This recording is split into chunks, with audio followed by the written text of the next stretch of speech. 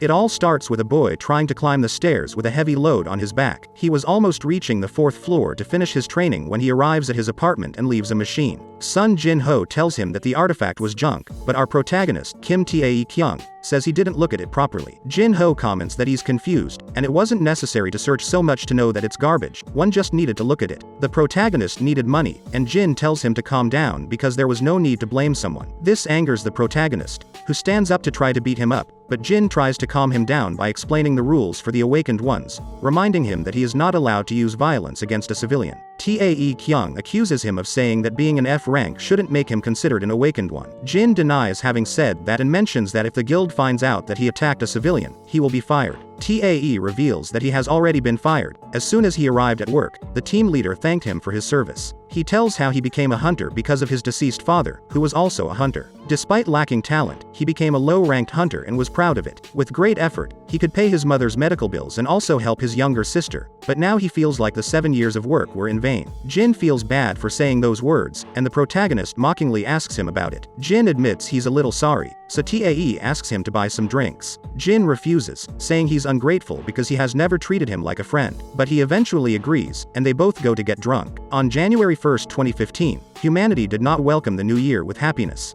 A portal appeared in the sky, connecting to another world. These portals, also known as dungeons, began to appear all over the planet. Many never-before-seen monsters came out of them, unleashing a battle between the awakened ones and the monsters. Through many victories and defeats, the awakened ones were able to end the Great War by killing the Demon King Asmodeus. This event occurred on January 1st, 2020, and was called the Day of Victory. After that, monsters stopped coming out of the dungeons, and a new era began. The hunters entered the portals to exterminate the monsters for their riches, selling them in auctions. Most of the hunters were awakened ones, people who surpassed human limits and were classified by their power. Among them, Tae-Kyung is the lowest ranked, an F-rank hunter, but gradually, low-level hunters were no longer needed. The protagonist tried to awaken Jin-ho after throwing him on the bed and slapping him several times, but it didn't seem to work. He complained about Jin-ho drinking so much and threw his shirt at his face after realizing it had vomit on it. He sits next to the machine, lamenting that he's the only one who's having a tough time. He thought about selling the machine for some snacks, but he reconsiders and believes it's better to leave it in the dumpster. Out of curiosity, he presses the button on the machine, and a hungry vending machine appears. He finds a user manual and takes it to read. He wondered who would throw it away with the manual. That machine was the most realistic simulator, produced in January 2020, when the war ended. Tae thinks it must be a printing error, because nobody would be developing something like that at that point in history. A warning stands out in the manual.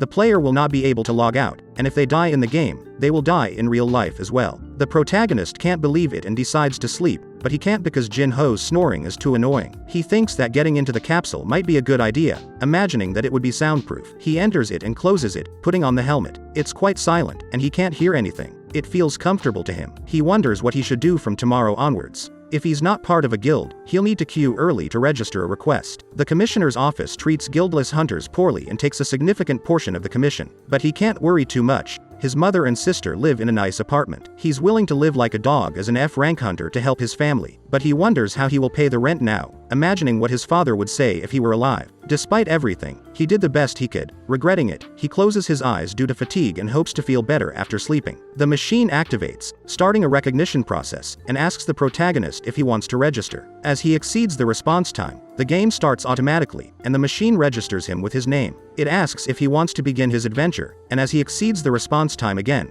the game starts automatically, wishing him luck. Kim wakes up feeling very cold and thinks that Jin-ho must have opened the window. As he opens his eyes, he realizes he's in bed with a girl and panics, quickly getting up. Tae examines the room in detail, not knowing where he is, but deducing that it might be a brothel. He's sure he went home with Jin-ho, questioning why he's there. Kim wakes up the girl, and he blushes a little because he finds her attractive. He asks her where they are. Both start chatting without understanding each other as they don't speak the same language. A screen appears in front of the protagonist, showing unread messages, and the system asks if he wants to check them. Kim gets scared, not understanding what the screen is, and in fear, he falls to the floor. The system notifies him that due to taking too long to respond, everything was chosen randomly. Kim is confused reading the message when suddenly the system downloads a translation package. The protagonist is about to stop it, but it's too late. He's surprised when the girl speaks, and now he can understand what she's saying. She asks if he's okay, and Kim panics when she calls him Master. Later, Kim understands his situation. He finds himself inside a game and is currently playing it. He finds everything very interesting but doesn't remember at what point he logged in. The girl, whose name is Walwa, asks the protagonist to drink, as she still believes he is drunk. Kim is surprised by the hyper-realistic virtual reality graphics. He never expected technology to advance so much. Now he understands why these games are so popular and why people become addicted to them. Wall stares at the protagonist, and he asks if there's something strange.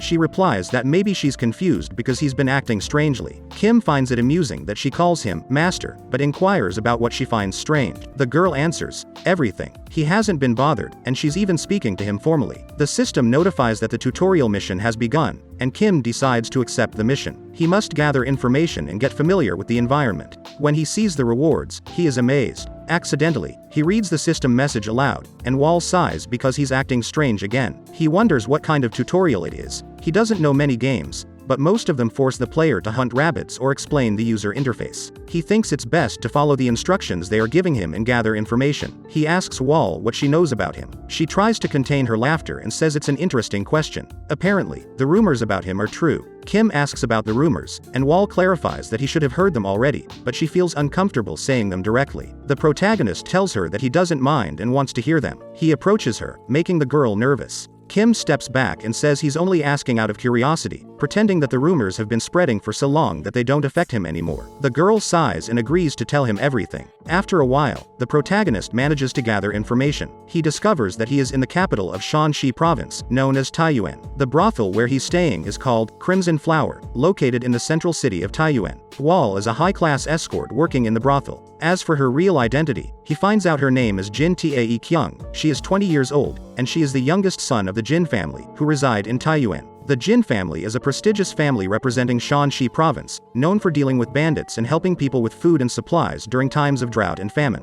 Due to this, the Jin family is respected and loved by the people in the city. The system congratulates Kim for obtaining information about the Jin family of Taiyuan, and rewards him with the title of Son of a Noble Family. Now he can see his title in the character profile, and he gets excited thinking he comes from a wealthy family. Wall mentions that she heard the Jin family is going through some troubles. The protagonist asks what kind of problems they are facing. She mentions they have two problems. The external one is that the sword sect of Heng Mountain wants to take control of Shanzai's leadership. The internal problem is that apparently, the third son of the Jin family is a troublemaker. Kim didn't find it strange that there were such characters. He pondered over those last words, realizing what she said. He asked how many heirs the Jin family has, and she replied that there are 3. Kim grasped that he was that person. The system gives the protagonist the title of Family Shame, as he has completed the mission of gathering information. Everything fell silent as Wall laughed at him. Kim didn't mind being the family shame. After all, it's just a game, and he has to complete missions. He finished gathering information, and now all that was left was to scout the area and start the adventure. He looked around indecisive about what to do next, and Wall looked at him confused and annoyed. She told him he was acting crazy again and suggested taking a break. Kim remembered that he should be working and not playing during such a critical moment for his royal family. He needed to focus on finding a job. He got up from his chair, looked at Wall, and although it was brief, he had fun. He raised his finger and exclaimed to the game to log out, but nothing happened.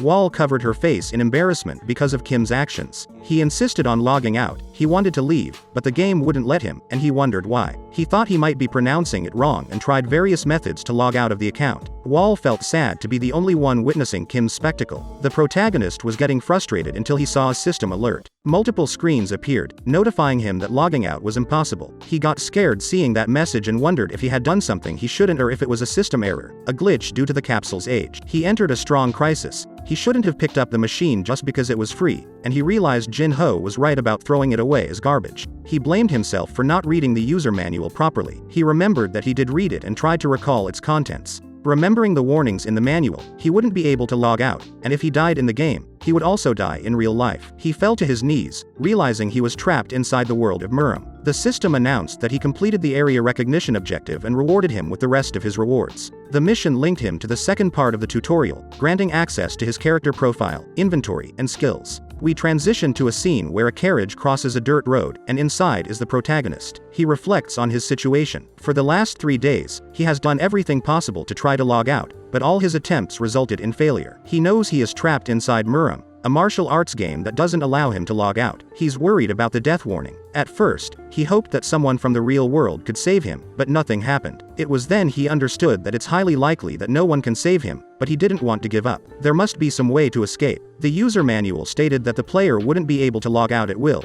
so he deduces that there must be certain conditions to close the game. After mentally torturing himself for 3 consecutive days, he reached a conclusion. He needed to focus on completing as many missions as possible to level up. To achieve this, he needed to find a place where his life wasn't in danger and he could receive help from others. He knew of a place that met all these conditions. Taking a deep breath, he calmed himself and concentrated, believing he could return to the real world. He just had to endure. Kim opens the mission menu, and the system asks if he wants to start the second part of the tutorial, to which he agrees. The system warns him that the world of Murim is still unknown to him, so he will depend on the strength the system provides. His objectives were to distribute his stat points in the character profile, allocate skill points in the skill menu, and carry an item in the inventory. The mission's reward would be a sharp lance, and he felt relieved that this time the missions weren't as difficult as the first one. He opens his character profile and looks at his statistics. He is level 10, with 0 fame, and a third-class warrior. He feels disappointed when he sees his profile. He can't believe he's only level 10 and a third-class warrior despite being the son of a respectable family. He calculates the fame and understands why it's 0. Nevertheless, he's happy to be able to increase his strength statistics. He decides to be cautious about how he spends his points, so he tries to put a point into IQ.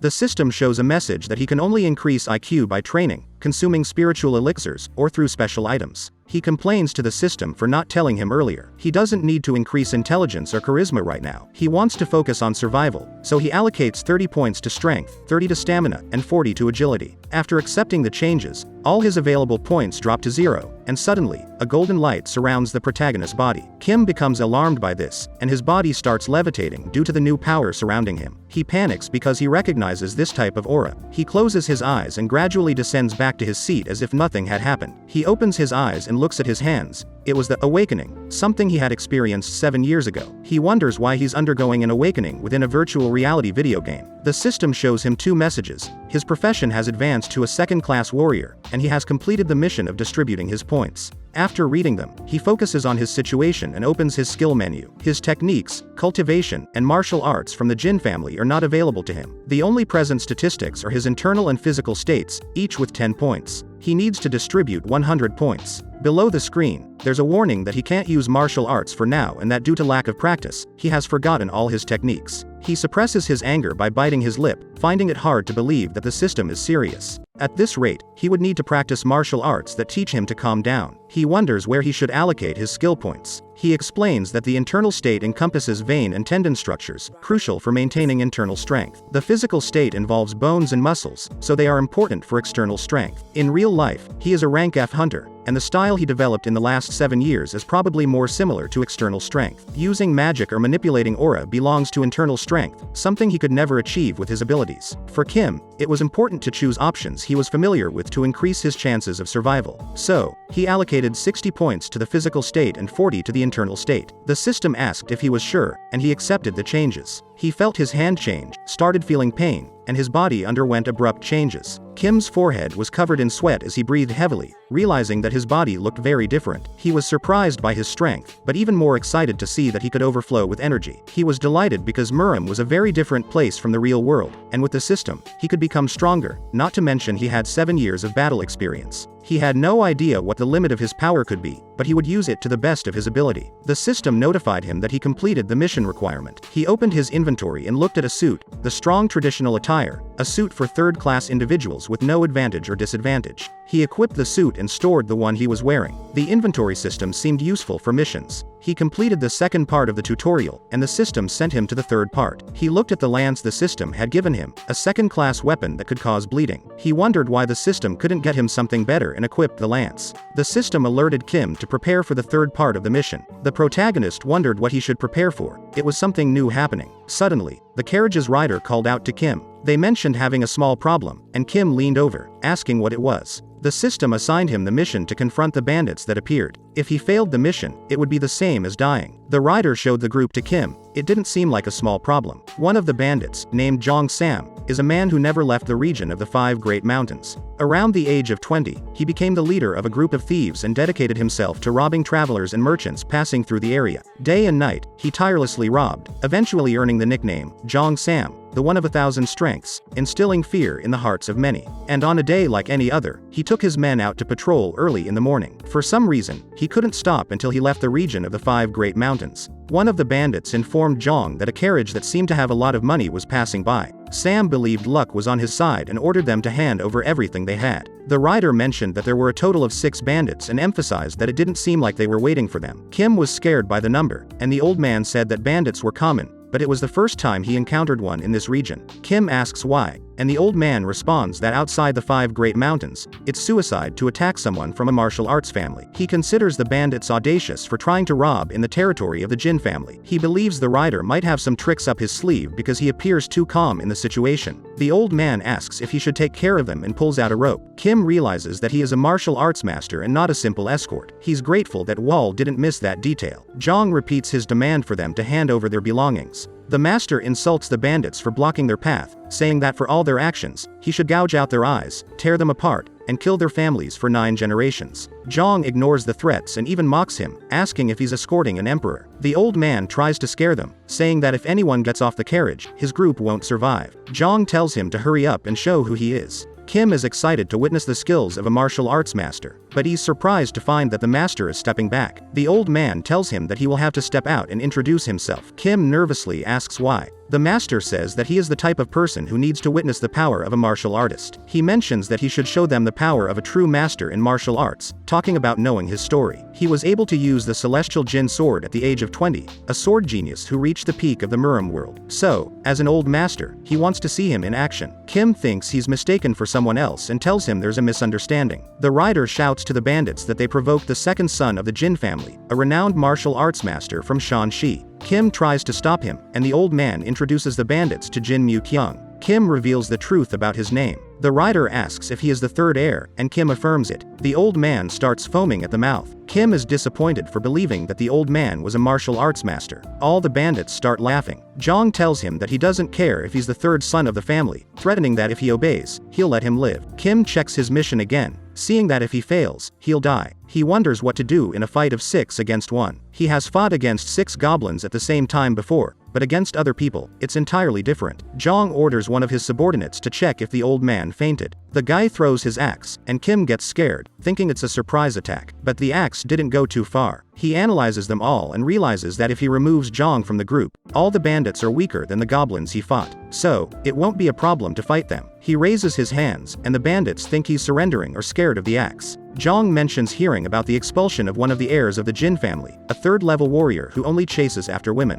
One of the subordinates mocks Kim's way of walking, and Kim exhales to relax. When he takes the final step, he's surprised. He unconsciously used chi, his foot slightly cracked the ground, and he leapt towards the bandits. The whole group was surprised that he was attacking. The protagonist summons the lance and manages to break Yang's axe, piercing the bandit's chest. The system notifies that he made a critical hit and caused the bleeding effect against Jong. Jong was defeated, and the system congratulates him, notifying that he leveled up and earned points for stats and skills, as well as unlocking the Jin family cultivation technique. All the bandits were scared seeing their leader fall. Kim turns to look at them with the bloodied lance and asks who's next. The frightened bandits apologize, losing their will and surrendering, rewarding the protagonist for completing the mission and defeating the bandits. His fame rises, and he gains his first skill. The system gives him the missions for the 4th part of the tutorial. The whole group gets beaten up by the protagonist. The rider wakes up and is surprised, asking if Kim really did it all. The protagonist confirms and ties the criminals to the carriage. The old man asks again if he's not Jin Tae-Kyung. Kim denies it and orders him to get ready to leave. Then we see a conversation between the protagonist and Jin Ho. They talk about time manipulation and rumors that virtual reality games can make time go slower. Both of them were eating chicken,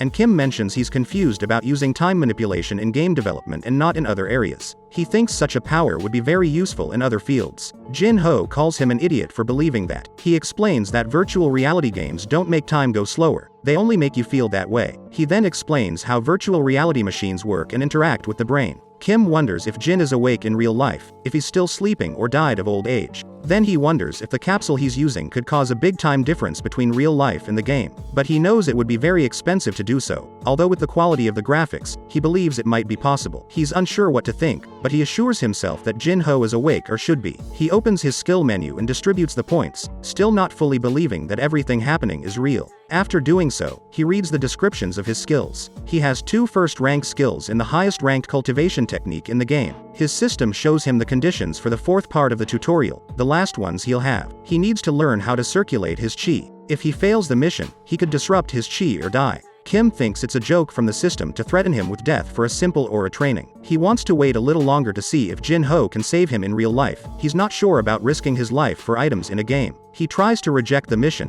but the system tells him he can't reject a tutorial mission. Suddenly, the option to reject disappears, and there are 2 accept buttons. He tries to reject again, but the mission is accepted automatically. He needed an assistant to teach him cultivation, and the system asks if he wants to visit one. Kim rejects it, but the system accepts automatically. Suddenly, reality starts to deform. This scares the protagonist, and he is transported to an empty, entirely white room. An old man caught his attention and approached him. He wondered if he would really be his assistant. The old man asked him to sit comfortably. Kim was confused, believing that to control the circulation of chi, he needed to have the lotus posture, as in real life. The old man commented that only the weak focus on those details. For masters, none of that matters. The protagonist is surprised that he could read his thoughts and thinks he's a true martial master. The old man moves close to him and touches several points on his body, saying not to be surprised as he just opened his meridians, and it's important to concentrate. Kim tried to move, but he couldn't. The master places his hand on the protagonist's back and explains that regulating the chi flow is crucial for every martial artist. He clarifies that it not only helps accumulate chi but also allows the mind, chi, and spirit to become refined and polished, enabling entry into a higher realm. He asked Kim to concentrate and clear his mind to draw out the flow of chi from his interior. The master recited the verses of the Jin family cultivation technique, speaking the verses quickly. The protagonist closes his eyes, and a light emanates from his forehead. The old man asks him to follow the light, and the system notifies that the chi circulation mission has begun. Kim's aura nodes opened, and he followed the light of each node as instructed by the system, completing the mission. The system congratulates him on completing the tutorial. The protagonist was able to expel some turbid chi from his body,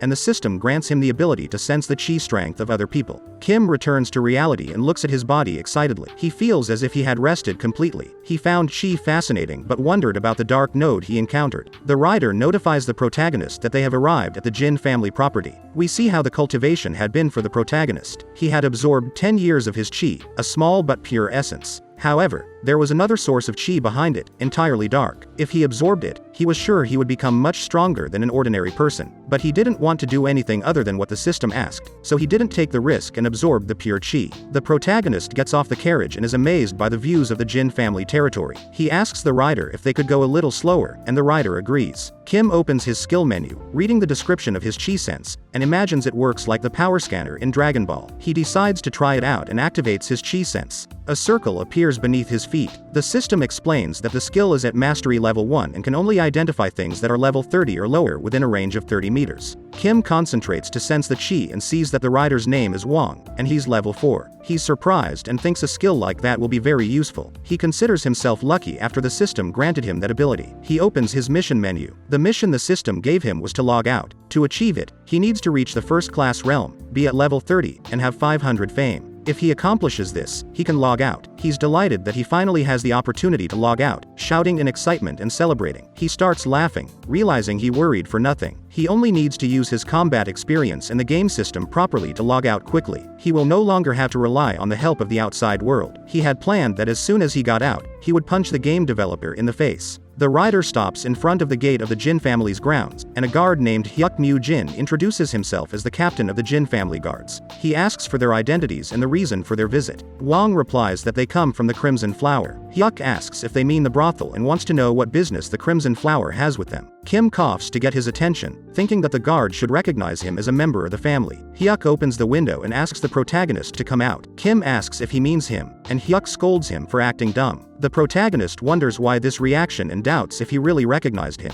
He tells the guard that he lives in the territory, but the guard also says the same. Kim tries to say that he is the third master of the family, but Hyuk interrupts, asking if he's going to claim to be him. He tells the protagonist that he's aware of who he is, which is why he must get out of the carriage and follow the standard protocol. Kim complies and gets off, feeling that something strange is happening. Hyuk asks for his name, affiliation, and rank in martial arts. The protagonist feels as if he is being treated like a criminal but provides all his information. When he mentions his rank, the guard doesn't believe him and tells him to save his pride and answer honestly. Kim wonders if he should mention his system or something similar, but the guard decides to ignore it and asks where he comes from. The protagonist replies that he comes from the Crimson Flower, and Hyuk mocks him for spending several days in a brothel, congratulating him for squandering a fortune there. But he asks if he stole the family's money again to go to that place. Kim doesn't understand what he means. Hyuk mockingly asks if he's upset since, after all, he, as a master, always visits brothels and steals money from others. The protagonist thinks about the titles the system gave him and finds it annoying to deal with the role of being a disgrace to the family. Hyuk gives him advice as a guard, leans closer to his ear, and tells him to stop staining the family's honor, suggesting he should at least try to live like a decent human being. Those words resonate in the protagonist's mind. He knows it's just a game, but those words make him feel upset. He asks the guard to stop and doesn't hesitate to fight with him. The scene shifts to the family's office. A boy comments that he has a subordinate who works for him and has great respect for the main family. He is competent but also arrogant and doesn't think much about the consequences of his actions. The family head asks him to get to the point. The boy comments that the third master got into a fight. The head asks what happened to his son. The man replies that he's unconscious and bruised in the infirmary. The head and his secretary remain silent. The man apologizes and is prepared to receive his punishment. The head asks to see the guard, but the boy comments that he is also hospitalized. The head asks about his condition, and the man replies that he has a broken bone. The head gives him permission to leave. The head calls his secretary Wai Peng, who asks what's going on, and the leader comments that he will leave for a moment, looking happy. We see Kim watching his own fight against Hyuk. He tries to attack with fast and strong blows, but the guard dodges them all and always knocks the protagonist down. Hyuk admits that he's better than he thought, but as a martial artist, he should learn to fight using his martial arts and not just use his arms foolishly. This annoyed Kim, and he tried to hit Hyuk, but he only received beatings. He believed he was strong since he defeated Jong, but now he sees closing the session as impossible. If he tries, he will die before reaching that point. Angry, Kim insulted the guard while receiving blows and headbutted him hard. He wondered what level the guard was and used his chi to check, realizing that he was level 20. From that moment on, he learned to keep his mouth shut and focus on leveling up.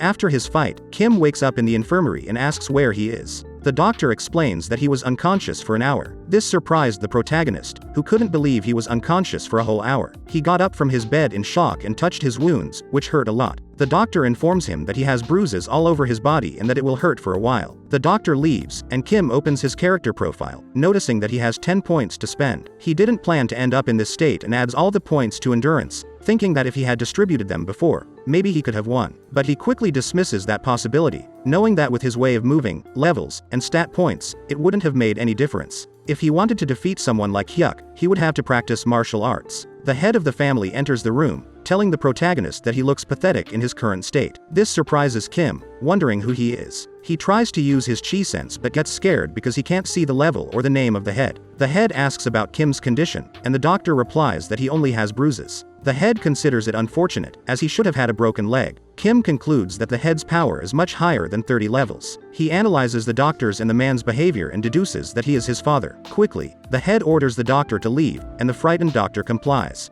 Kim pleads not to be left alone with him and questions what kind of doctor would leave his patient alone. The head approaches and asks if he has a limit to his stupidity, wondering how long he plans to live like this. Frightened, Kim backs away, closes his eyes, and prepares to receive a blow while listening to the scolding. The head examines and cares for the protagonist's wounds, mentioning that if he continues gambling or chasing women, he will face serious consequences. However, the head smiles, relieved that it's just a minor injury, and asks why he decided to fight with Hyuk if he never trained in martial arts. Kim asks who he is, which worries the man, who calls for the doctor, believing that the protagonist might have a head injury. With tears in his eyes, the man asks if he really doesn't remember anything. Kim denies it and pretends to have amnesia to gather as much information as he can, succeeding. The man asks if he remembers everything he said, and Kim asks what he means. The man interrogates him to see if he recognizes him. Kim mentions that he is Jin Tae-Kyung, the younger head of the family, 35 years old, and single. His father currently travels around the continent, and his mother passed away 10 years ago. Tae-Kyung congratulates him and asks if he remembers the second brother. Kim replies that he is the celestial sword Jin Tae-Kyung, 25 years old,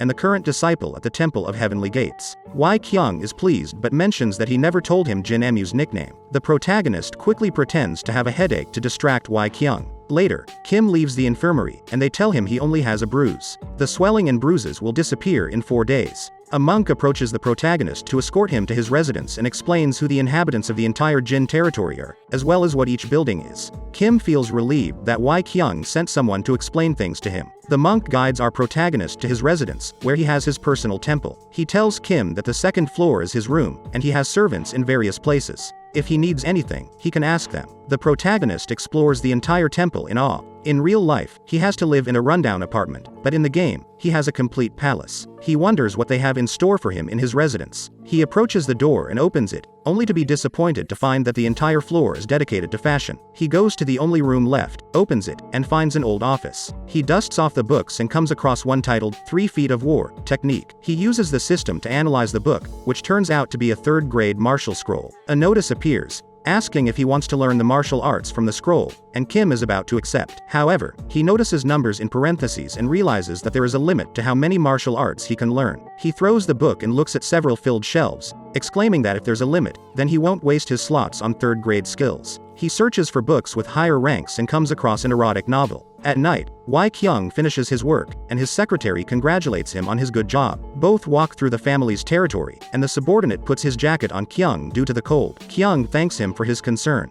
Pung jokes that at this point, he's practically his wife. Kyung mentions that the elders of the family are pressuring him to get married. He looks at the sky and remembers a girl, realizing that he must get married for the sake of the family. Pung comments that he shouldn't have brought the lamp since the night is so bright. Suddenly, they both notice the light in the protagonist's room is on. Kyung goes to the residence, ignoring Pung's complaints to visit him another time, arguing that he is pretending to have amnesia and is probably drunk. They both approach the window of the residence and start hearing the protagonist's moans. Pung believes that Kim really brought a woman to the estate. Curiously, Kyung gets closer and looks through the window. Pung confidently bets his boss his month's salary that Kim is with a woman. Kyung asks Pung to come closer, and he reluctantly does, complaining that he doesn't want to witness a master's obscene behavior. But he is surprised to find that Kim is actually practicing martial techniques. The protagonist tries to follow the instructions from the book but stumbles and falls. He complains about the difficulty and strangeness of the techniques. Kyung smiles happily at seeing the training and reminds Pung that he won the bet, so he won't get his salary for the month. Kim leans against a wall, exhausted. He managed to learn the Jin family's foot techniques, and several screens appear congratulating him on completing game achievements. He wonders how depraved his character was before logging in, as most of the books he collected were erotic.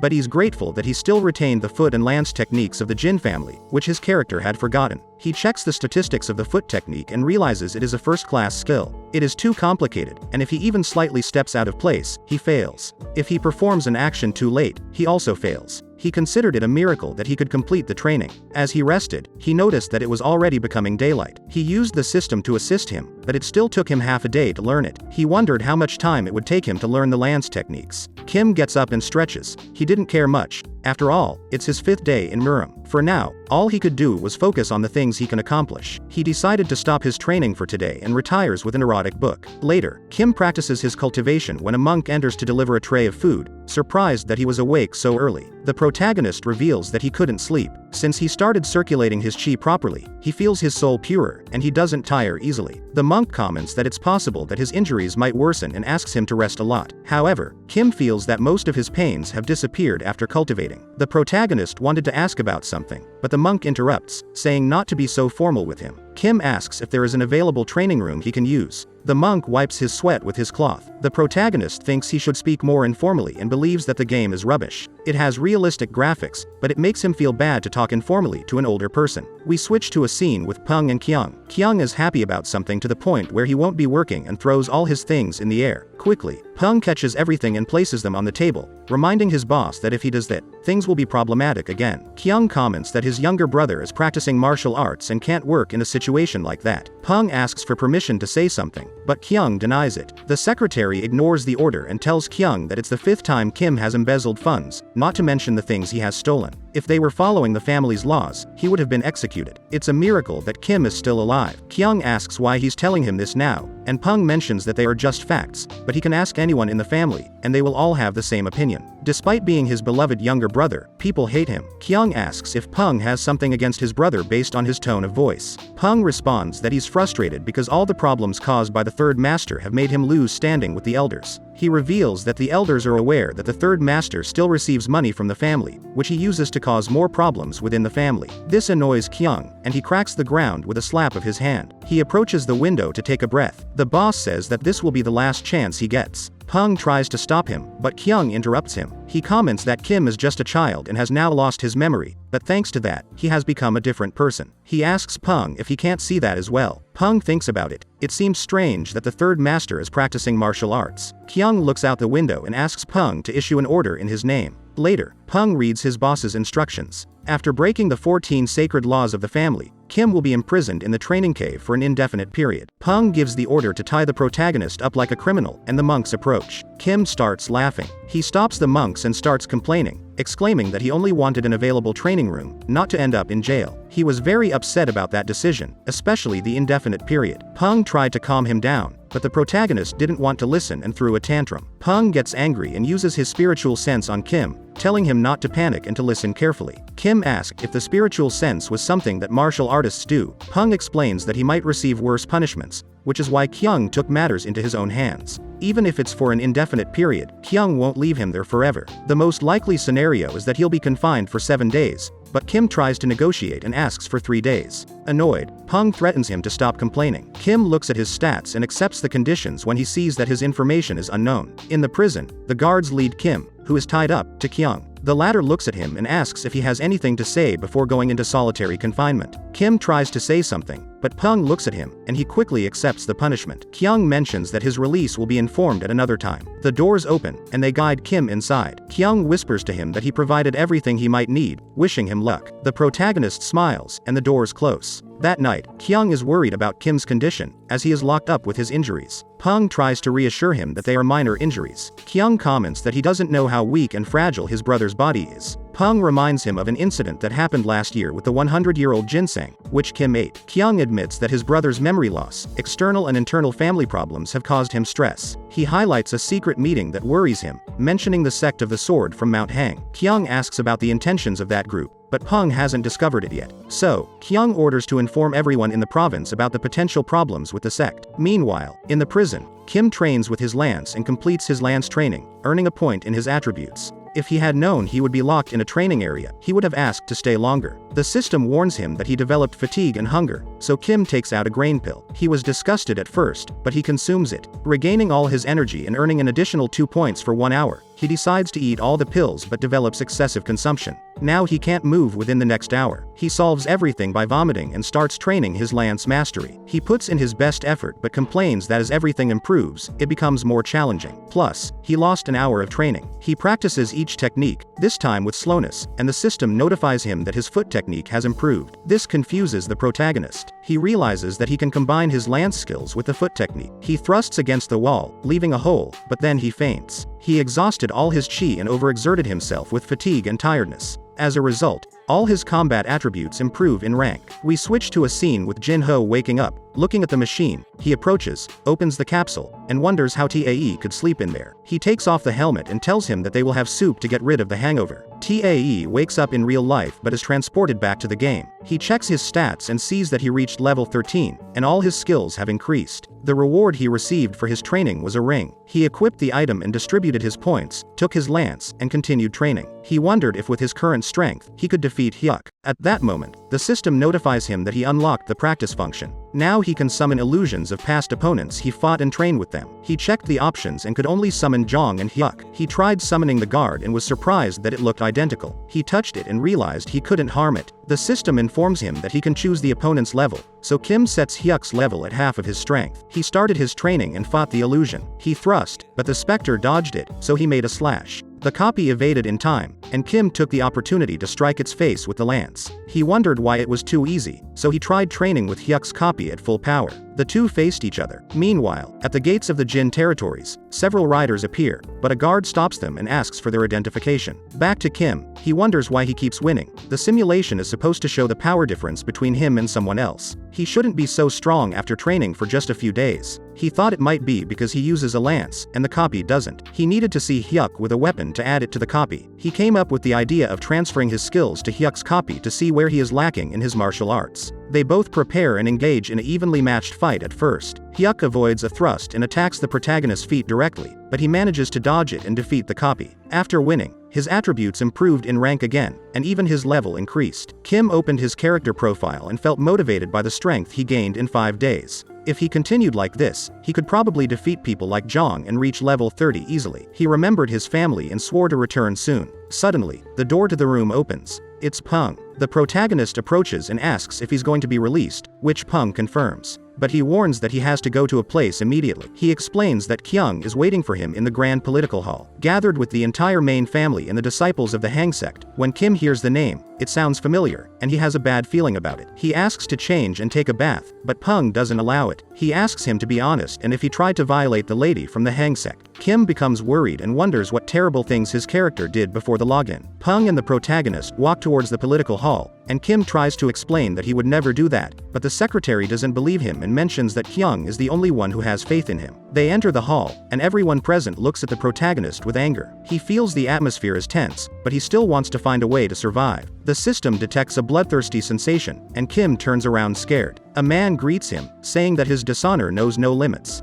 The protagonist uses his sense and sees that the guy is Lee Seo-jun, level 30. He asks why he dared not to recognize him. Lee interrogates Kim, wanting to know where he has been all this time. The protagonist responds that he was at the Crimson Flower. Lee realizes that he doesn't seem to remember and mentions that he was at the Radiant Moon brothel, booking 2 expensive brothels in the area. Kim tries to defend himself, but Lee interrupts him, showing several testimonies as evidence. The protagonist reads the testimonies and becomes worried that he might be accused of sexual assault. He asks if that's all Lee has, but Lee gets angry and accuses him of evading the truth. Kim asks if everyone has read the testimonies. Lee throws the papers at his face, and Kyung restrains his anger. The protagonist warns him not to throw evidence like that, but Lee doesn't listen and draws his sword. Kim begins to suspect Lee's actions, and the system alerts him of an unexpected mission. He must win the fight against Lee. He wonders how he can win if Lee has a higher level than him. He realizes that if he fails the mission, he won't die. He was going to decline the mission, until Lee mentions that the entire Jin family will pay the price. The main family gets angry, telling him he's going too far. The system repeats the mission and warns that if he abandons the mission,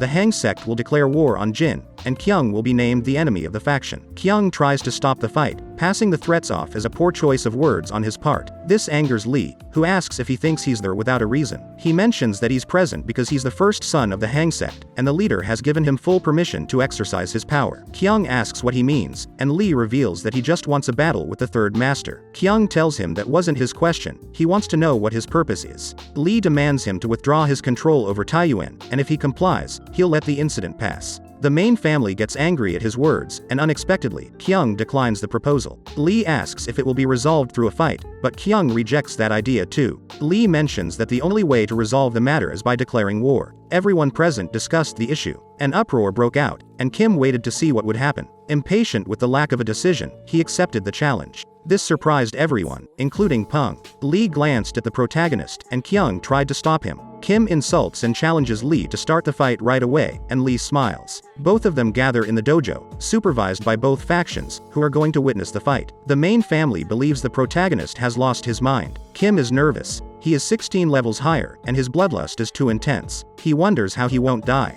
The system shows he is in a state of fear. Kyung encourages the protagonist, asking him to relax. He assures him that if Lee goes too far, he will interfere, but he also asks him to be careful. Kim is relieved that at least he won't die with Kyung present. He decides to focus on his defense and prepares himself. Lee decides to ask something before they start. He wants to know where Kim got the confidence to accept the challenge. According to rumors, Kim completely lacks the basics of martial arts and only knows how to flee. Kim explains that if he had refused the challenge, he would be safe temporarily, but there would be a war with the Hang sect, and he would become an enemy of both factions. It would only be a matter of time before he became a target and got killed. If he accepted the encounter and withstood the beating, he would stay alive, and an opportunity would arise thanks to the power of the level system. With a smile, the protagonist tells Lee that he can finally defeat someone like him. Lee only laughs mockingly, admitting that at least he has some pride. Kim decides to ask him something, and Lee accepts between laughs, as they might be his last words. Kim wants to know if he planned everything. This leaves Lee tense, and he denies everything desperately. Due to this action, Kim concludes that he did plan it. Lee, angry, gets ready,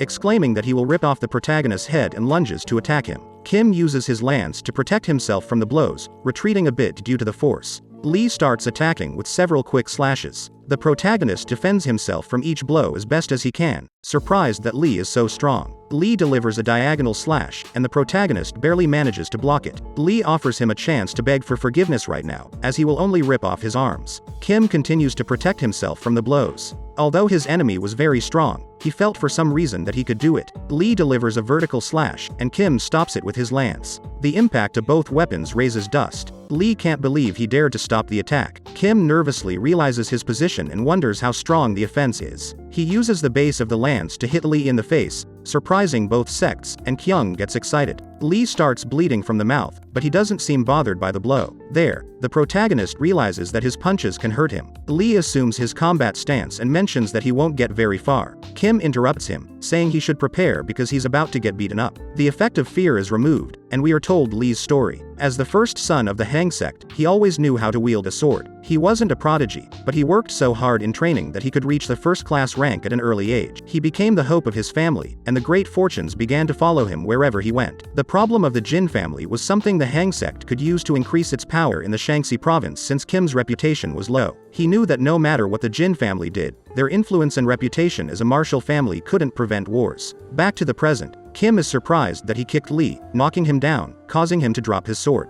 The protagonist approaches slowly, and Lee, angry, tries to attack him. The protagonist dodges the slashes and punches Lee in the knee, the abdomen, and the face. The Hang members get upset, demanding that the fight be cancelled. Amazed, Peng pinches his cheek, wondering if it's a dream. He can't believe what he's witnessing. A fight where Lee is being beaten up, and the one delivering the beating is the third master, who barely reached the third level of warrior rank. He has seen him training day and night in the past few days, but he knew that in martial arts, nothing improves so dramatically in such a short time. The Hang members again demand that the fight be immediately cancelled. Peng wanted to see his boss's reaction, but he realizes that he's not there. The Hang members believe that the Jin family is cheating in the fight since it's impossible for someone like the protagonist to defeat Lee. Suddenly, one of the sect members falls to the ground bleeding. This alarms the others, and they turn around to see Kyung. He asks them what they are talking about. His mere presence and show of power are enough to intimidate the Hang members. Kyung reminds them that the fight was their idea, so it's best that they shut up and remain silent until everything is over. Peng tells Kyung that those actions could cause problems, but Kyung asked him not to speak. He was too happy for his brother, and it was possibly the best moment of his life. The sound of the sword piercing the ground was the only thing heard in the deep silence. Lee wondered how it was possible that he was losing. He could barely stand due to his injuries. Kim asks him to surrender because he knows he can't defeat him. He was somewhat agitated from the duel. The protagonist's words upset Lee, and he insults him, starting to use chi, forming a sphere in his hands. Kim gets alarmed, and Lee jumps towards the protagonist. The latter delivers a thrust straight to his head, remembering that he can't kill him, or it would lead to war. So, as best as he could, he deflects his own attack, leaving a cut on Lee's temple. Lee, using his chi, tries to damage the protagonist's face. Kim interposes his lance, stopping the attack at the right moment. However, Lee catches him off guard, using his other hand to attack directly at his neck, intending to kill him. Blood splatters, and he managed to wound and disarm Kim, but the latter was able to dodge the blow in time, suffering a cut on his cheek. Kim complained of the pain, and Lee was surprised that he managed to dodge it. Kim, without hesitation, punches Lee in the face. Lee takes the blow. That deadly attack had all his chi. He loses hope and receives several punches in his body. Kim damages him in the abdomen with a strong punch that makes Lee spit blood, and he falls to his knees, totally defeated. The entire Jin family is astonished at this moment. The members of Hang are desperate. They can't believe Lee lost. The system notifies that the mission has officially been completed, earning him a title and increasing his realm in the chi sense. Now he can detect people who are 50 levels higher than him. His cultivation technique has reached the 4th mastery level, and the system rewards him with experience, fame, and various prizes. The entire Hang sect kneels before Kim, and the Jin family celebrates. Peng asks what is going on, and Kyung says he drew yesterday's encounter. He was happy with his victory and believed that with this event, the protagonist would have a bright future. Kyung asks for his opinion on the drawing, and Peng scolds him, reminding him to catch up with his work instead of drawing. Kyung tells him that he is quite insightful, noticing that he made a second drawing about what happened after the fight. He is surprised that his brother wasn't satisfied with the fight and begged to return to training. Peng admits that he is somewhat surprised. The third master has completely changed for him. Kyung agrees. He is also impressed by Kim's change, and the day has finally come when his brother resurfaces like a divine hawk. He asks Peng if he can feel the strong flapping of the protagonist's wings. There is silence, and they look at each other. A dove lands on Kyung's hand, carrying a message, and he reads it. A new problem has arisen.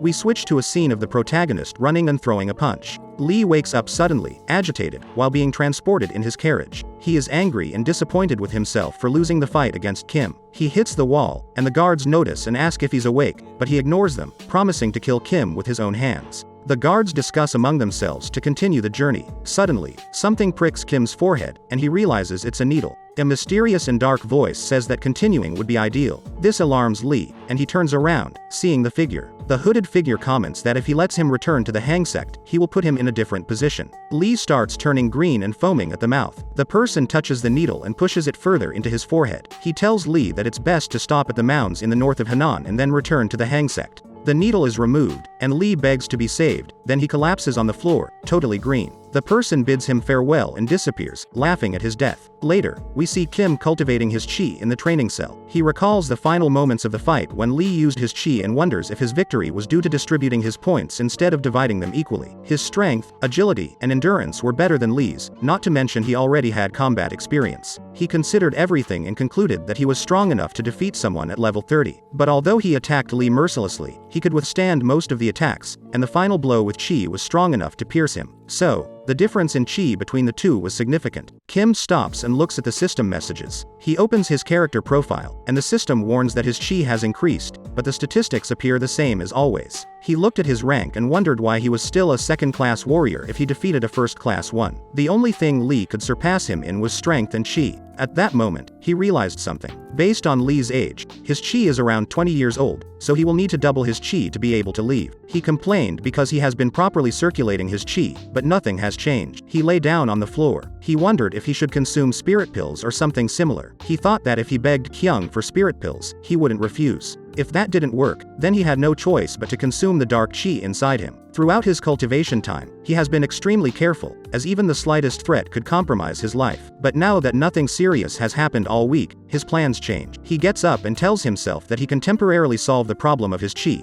but he doesn't know how to increase his fame, and his head starts to hurt. Several messages appear. A rumor about the growing dragon of the Jin family starts to circulate. The system increases his fame thanks to those rumors and comments that the more people believe in those rumors, the more fame he will have. Reading the title, he wondered if the dormant dragon was him. Late at night, a sudden meeting is held. The main family of Jin complains because Kyung did not tell them the reason for meeting so late. One of them comments that it is normal since being young, he cannot distinguish between formal and moral processes. One says that Kyung decided to take his position seriously, but because of that, his greatest weakness appeared. They did not believe that the third master was strong. A master adds that the elders are very disappointed. They probably plan to use the incident of the third master to their advantage. One proposes the idea of the head elder taking control, but they are told to watch their words. Kyung and Peng arrive at the meeting. He sits down and thanks everyone for responding to the late call. He was about to comment on the reason for the meeting, but a voice interrupts, saying that he will surely talk about the Hang sect. Kyung looked at a man arriving, and all the members of Jing stood up from their seats amazed. They all put their hands together and exclaimed that they show respect to the head elder. The elder joins the group. All the members of the Jin family began discussing Kim, while the elder ignored everything. The protagonist and the old man look at each other. Kim nervously diverts his gaze,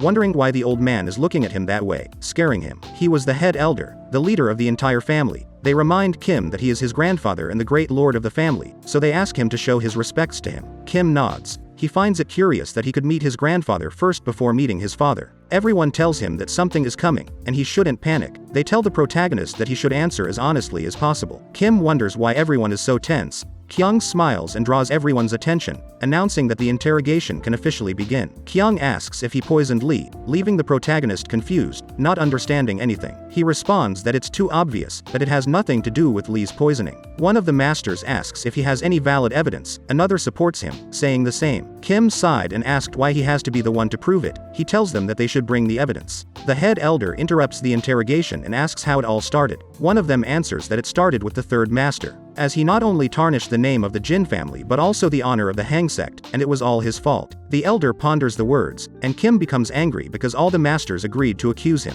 However, one of them defends him, arguing that he had a fair fight. One master protests that it wasn't fair because he used poison against him. Another master stood up to defend the protagonist, saying he already said it wasn't him. He says he analyzed Lee's wounds and body before leaving. He only had minor internal injuries, but there was no poison. The most insistent master proposes that they should execute Kim to prevent war. Kim restrained himself upon hearing that idea, and the master asks how he dared to say such things. But the person adds that the Hang sect has always been stronger than the main Jin family. If a war were to happen, hundreds of people would end up dead, and in the worst case, the family would be completely annihilated. He says it can be avoided if they kill the protagonist. There was a deep silence in the room, and the master smiles, and Kyung stands up from his seat, upset. He asked if he is proposing to execute his brother without any evidence, and the master nervously tries to calm him down. But Kyung asks if those words should come from a respected family member. He was about to attack, but he restrained himself, relaxing. The elder glanced at Kyung. The latter comments that the battle was fair, and Lee's poisoning was planned by someone else.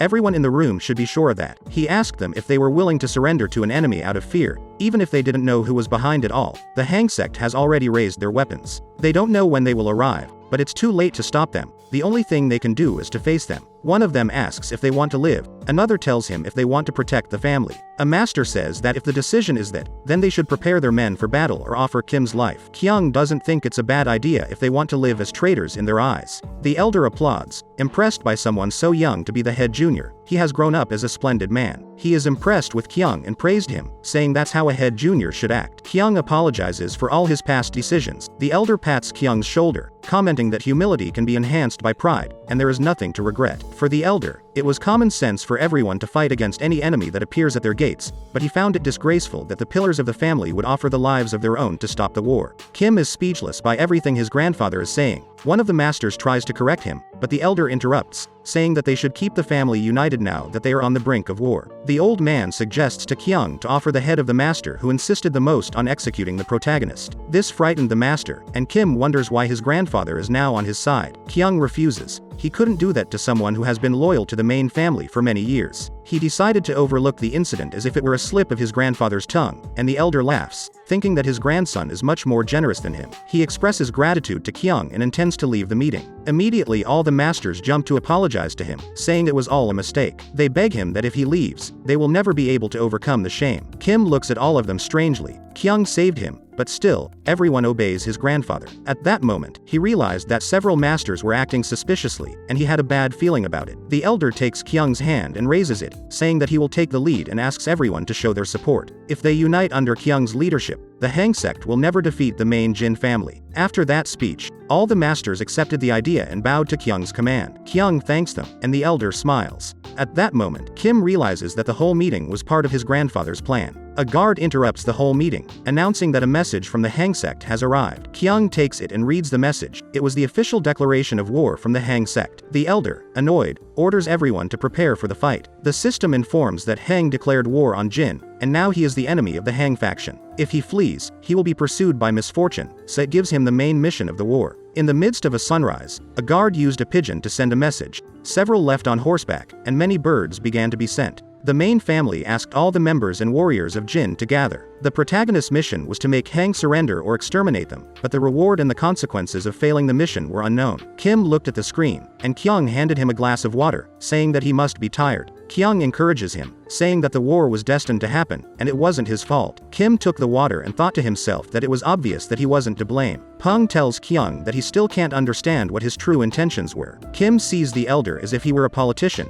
as he acts just like them, and asks them both what kind of person his grandfather is. Kyung responds that the head elder is a martial master who has reached one of the highest spiritual realms and possesses immense knowledge. People like him are considered the most dangerous in the world of Murim. Kim asks if he really is that strong. Kyung explains that all the other elders are under his command. He is the type of person who hides in the shadows and manipulates others. He uses his position among the elders to attract the most esteemed lords to his side, and he has been doing it for decades. Kyung reveals that in the previous meeting, the old man had other intentions. Pung adds that all of them deserved death for being traitors. Pung mentions that when the head elder suggested executing the masters, he was hoping that Kim would have accepted. Kyung says that if he had done that, there would have been internal strife, but that might have been what the old man wanted in the first place. He states that these are just speculations, and they don't know anything about what the head elder is thinking, but he is still the leader of the main family and a powerful ally. He knows they must be careful with him and never become his enemy. For him, it was important to find a way to resolve the war. Pung says that their positions don't look good either. The news of Lee's poisoning spread throughout the Shanxi province, and the reputation of the Jin family is rapidly declining. Kyung is alarmed by this, saying that it hasn't even been a full day, and even if the news spread fast, it was too soon. He suspects that someone is deliberately spreading information. Kim asks about requests from other factions, and Pung responds that they only received a letter from the lower district sect. A carriage arrives at the gates of the Jin territory, and a guard asks for identification. The rider greets them, saying she comes from the Scarlet Flower. A voice responds that they are here for her pay, and a woman steps out of the carriage. Her name is a secret, and she reveals herself. The guard was about to inform her that there is a war and they can't be bothered with prostitutes, but he is surprised when he sees the girl's body. The guard asks why she is visiting, and she replies that she has come to receive her payment. Meanwhile, Lee's father was with his son's corpse, lamenting that he suffered so much that he couldn't even close his eyes. He closed his son's eyelids, and the poison spread to his hand. He wanted to remember his pain and dissipated the poison with chi, promising to return the favor. The man goes out of his palace and stands in front of his entire army. He asks them all to prepare because the day to avenge Lee's death has come. Wall asks if he missed her, and the three look at the girl and are surprised. Kim was nervous. She is delighted that he remembers her, and Kim asks why she appeared at such an important moment if he didn't call her.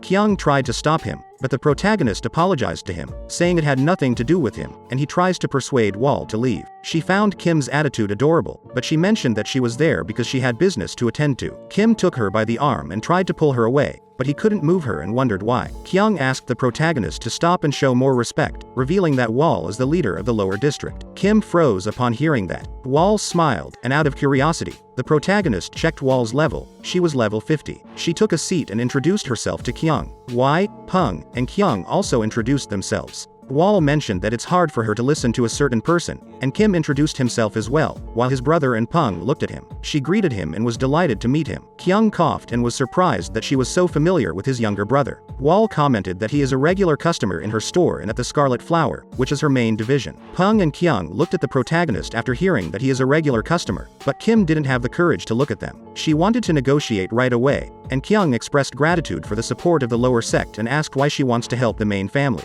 Wall replied that if she had a specific reason, it would be to make profits for her main division. The lower district operates on losses and gains. They evaluated the situation and concluded that whether they win or lose the war, they will have significant profits by working with the Jin family. Kyung asked what she meant by profits, and Wall mentioned half of the stores and assets of the Hang sect. Kyung agreed, and Peng tried to stop him, but Wall was surprised that it was so quick. However, Kyung clarified that he is only doing it because he is putting his family on the line. Wall asked if the decision is unanimous, as she knows about the internal conflict within the family. Referring to the division with the masters, Kyung wasn't surprised that the lower district knows, but he told her not to worry and asked about her request. Kim prayed that the lower district's knowledge wasn't due to his character's past life. Wall revealed that the second reason she supports the family is that she is in love with Kim. Not only is he young, but she finds him handsome. She likes his body and believes he has a lovely personality. Kim doesn't know if Wall is being sarcastic or not. During the next hour, the negotiation took place. The lower district will have half of Hang's stores and assets, as well as exclusive control in the red district. In exchange, the lower district will not sell any information about the Jin family or any other faction, but they can collect information about Hang solely during the war. Those were the terms of the contract, and with that, the alliance was officially formed. Kyung and Wall shook hands, and the system announced that the alliance between Jin and the lower district would last until the end of the war. Wall left, but she approached the protagonist asking if he wouldn't say a proper goodbye. Wall whispered to him, and Kyung listened out of curiosity. Both blushed, and Kyung asked Kim if what she said was true.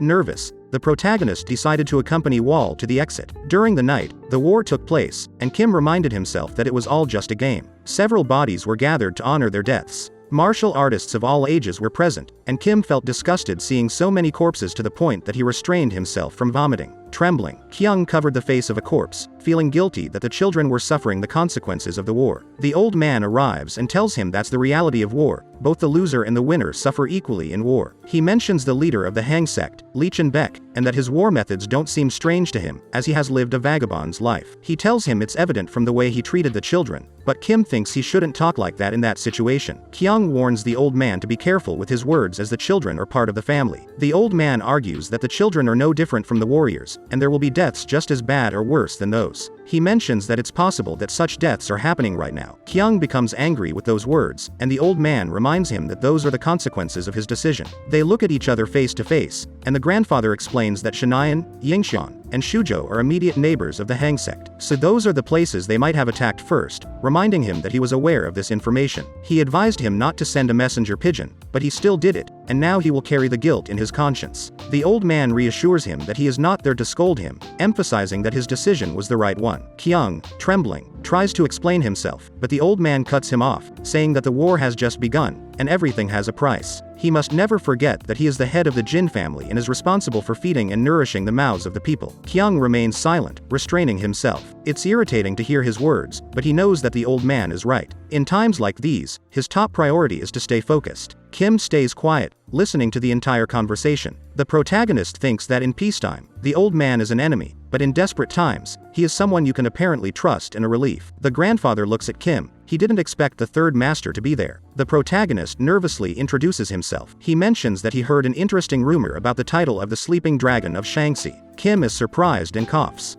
The grandfather says that the sleeping dragon was able to combine the strength of the god of hell and defeat the leader Zhang. The old man asks if he caught a cold, and Kim responds that it's because of the cold. Inside, he finds it embarrassing to hear his grandfather's words. The old man asks how he can distinguish himself with a weak body. Kim asks if he heard it correctly. The master tells him that if those rumors are true, then someone from the main family should be on the front line of the next battle. Kim is alarmed. He doesn't want to go to war. The old man proposes the idea to Kyung, and the latter accepts it. The system gives the protagonist a new mission. The old man wanted to assign Kim as a soldier under the command of the elders. But thanks to Kyung's strong opposition, he got a different position. He became the leader of the bodyguard reconnaissance team. The mission was a bit more open in terms of rewards and failures, but he had to earn 100 merits. However, Kim doesn't feel good not knowing what will happen if he fails the mission. But since he is part of the reconnaissance team, he shouldn't be in a very dangerous environment. He knows it's a game, but he can't stop thinking about those children's bodies. He didn't know that NPCs could feel so real, and he thinks he's getting too immersed in Murim. 5 people were assigned to him. He doesn't know if they are temporarily transferred, but they looked very nervous to him.